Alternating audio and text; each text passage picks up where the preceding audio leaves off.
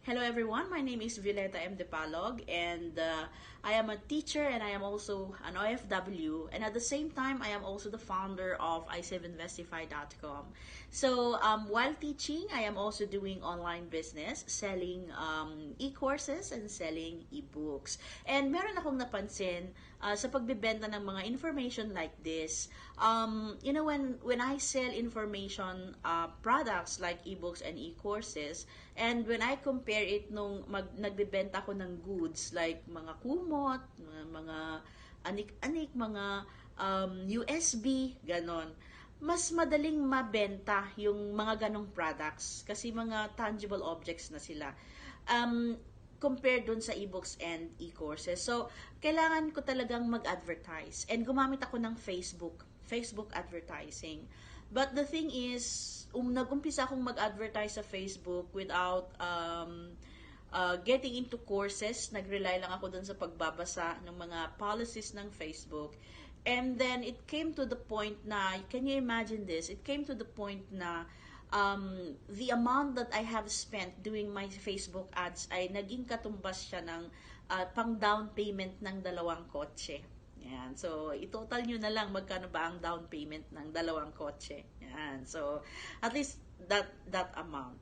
And then until I met some people who can teach me on how to do this, and one of them is si Ma'am Jingo Thompson ng Facebook ad agency masterclass. And when I started watching the videos sa kanyang masterclass, I already had an idea kung paano magawin ito, paano ko ba i-position yung product ko. Marami palang mga bagay-bagay na dapat i-consider sa paggawa ng Facebook ads. Hindi lang yung picture ang kailangan mong pagandahin, but meron pa silang sinasabing ad copy, mga ganon. So, I'll give you an example. Few weeks ago, gusto kong i-advertise yung aking stock market masterclass. And then, I put some ads on Facebook para dun sa aking free webinar.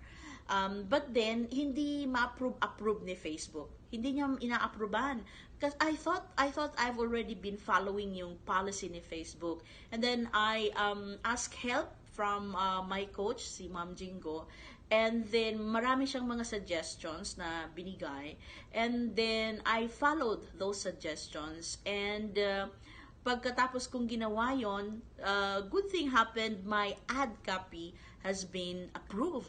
So, syempre, if it is already approved, then I can put them on Facebook, and then makakarating sa mga taong gusto kong makakita ng Facebook ads na yon, na interested dun sa ino-offer ko na free webinar. So, my point